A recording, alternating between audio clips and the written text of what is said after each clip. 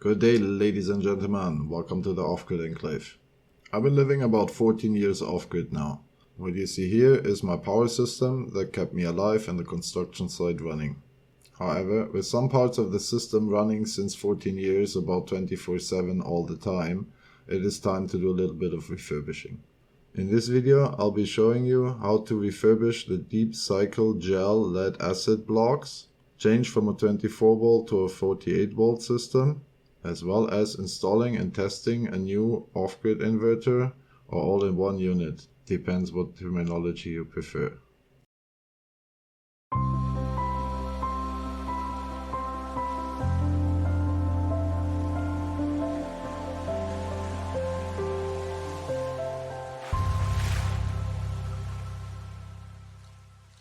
What you see here is my off-grid power system. It runs about 12 kW of solar panels and a 500 watt wind turbine.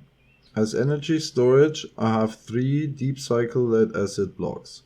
2 of them flooded, meaning they need distilled water, and 1 of them with gel as electrolyte. Currently they're all set up for 24 volt.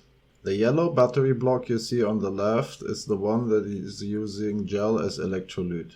That block is actually consistent of 2 batteries, each 24 volt. Let me give you guys a bit of a close-up on the specs. These batteries we will be doing the refurbish and rewiring on so we can run them on a 48 volt system.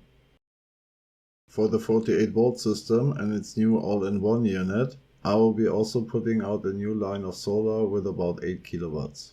However, as that line is not connected yet, I put 3 panels in a series and hooked them up real quick here on a temporary line.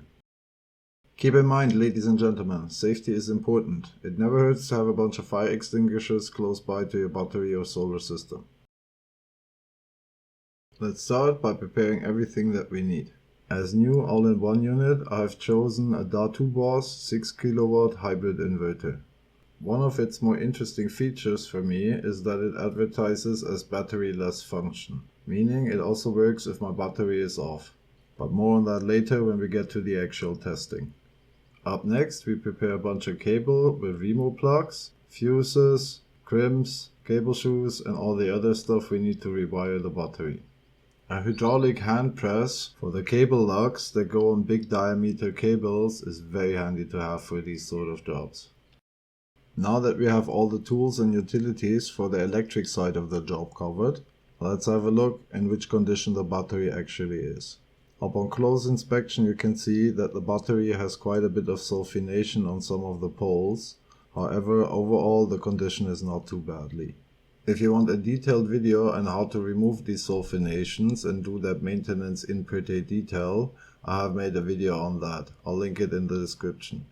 We start everything by stopping everything.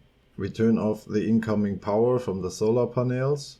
We turn off the fuse that connects the 24 volt all-in-one unit. And we make sure the battery is safely disconnected from everything. Only after we did all of these steps we will start to actually work on the battery. We remove the cables with the remo plugs that connect the battery with the charge controllers and the inverter. We also removed the cable that connects the 2 batteries and puts them in a parallel mode.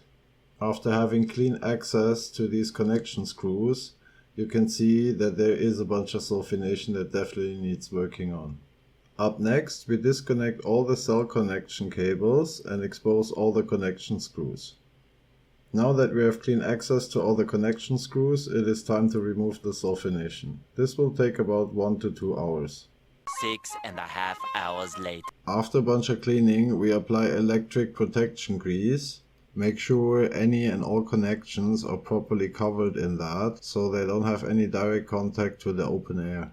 After we properly and evenly applied the protective grease, we reconnect all the cell connections and restore the original 24 volt blocks.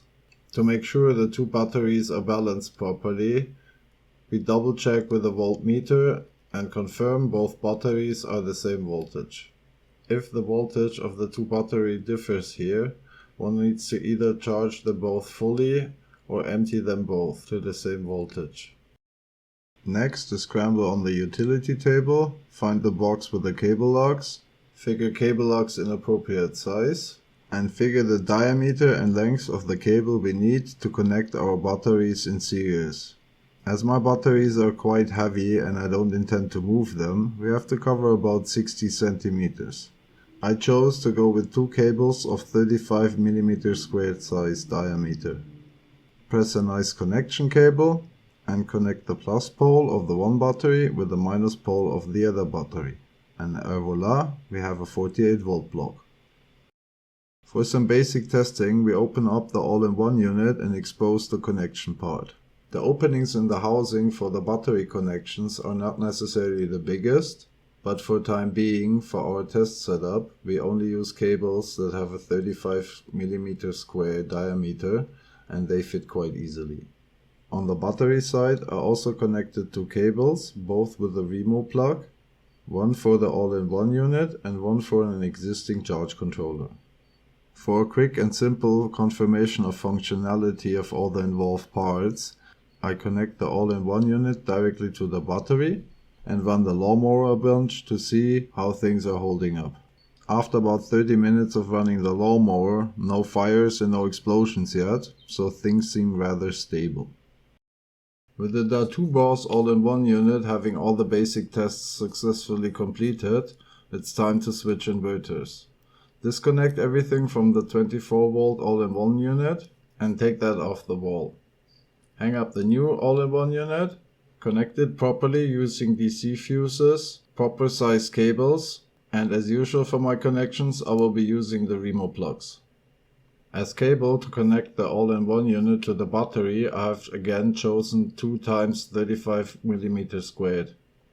The 70 mm squared cable lug was a bit hard to get into the housing, however when I took half a millimeter off the cable lug with the angle grinder it fitted just fine. After I did the raw installation on the wall and connection of the electricity, I did the configuration of the basic parameters. Up next is the interesting part, and we will be testing the all-in-one unit to see if all the specs hold up. For this purpose I've prepared a very basic test bench. We have a voltmeter to see how stable the voltage is and if there is fluctuations. We have an amp clamp to see how much amps are actually going through the line. And last but not least, we have an oscilloscope to see the quality of the signal and the frequency. To use all of these tools safely while the system is active and under load, I've built myself a special multi-plug for testing purposes. The setup is rather simple. It is a multi-plug that has been modified, so each of the lines has a fuse that provides me with a safe way to connect probes while the system is active. I'm going to show you guys how easy it is to set up the probes when you have a setup like that.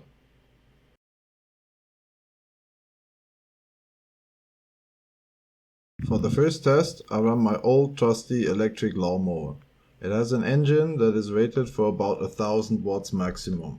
In general, it runs somewhere between 550 and 850 watts. You can see on the amp clamp that we're at about 3.1 amps. So that is about 720 watts. The voltage is quite stable and only has a tiny fluctuation of 1 volt. As I zoom in on the oscilloscope, you can see that the frequency is quite stable. The sine wave overall looks very good. It has a tiny bit of a bump and a correction in the upcoming and the lower valley, but overall a very good sine wave. When we look on the thermal cam, the thermals are quite unspectacular at these wattages. You can see on the footage that the all-in-one unit has a fan on the right side and is blowing the air downwards from the upper left. Overall, the thermals are very unspectacular. To give you a fair comparison, I will show you guys the rest of the system. Notice how the charge controller that is doing the most work at the moment is quite warm. So far, the fan of the all-in-one unit hasn't even really properly kicked in. I cannot even hear it. But around 700 watt on a 6 kilowatt inverter ain't much of a test, is it? We will pump these numbers up in the next test and see what happens. As you made it this far into the video already, consider leaving a like, subscribe or comment if you enjoy this content. Also, if you have questions, input or anything like that, don't be shy, hop on our Discord. I'll put the link down there in the description. If you are interested in off-grid related infos, projects or knowledge, check out our website OffGridEnclave.com. We just recently added an ebook library with hundreds of off-grid related books. For the next test, I will be running a 2.2 kilowatt whip saw that is used to cut firewood. Starting this engine usually requires about 4.5 kilowatt for about 2 seconds, so we'll see how the inverter does with that. On the test bench we have about the same results. The amps of course go up, but the voltage is very stable with a tiny fluctuation on 1 volt. The sine wave is stable and very nice. Same as with the frequency, nice and stable. Overall, perfect results. Looking at the thermal cam, one can see the picture did not really change much there. It got a tiny bit warmer on the outlet, and now one can barely hear the fan. At the time of the making of this video, I am now running the all-in-one unit for about 2.5 weeks, as well as running the normal household and power tools on the construction site. So far I have to say, all success, everything works to my full pleasure. I would like to further point out that this all-in-one unit was not given to me. I paid for it with my money. However, as I'm very happy with the quality and the overall product, I contacted the guys at Datobos and they agreed to give me a coupon code for the community. If you need a nice lithium battery for your new van project, an off-grid inverter for your solar project or anything alike, check out their website. Use the bonus code OffGridEnclave for 10% off. And with that, we will wrap up this video. Thanks you all for watching, have a great day and make it count.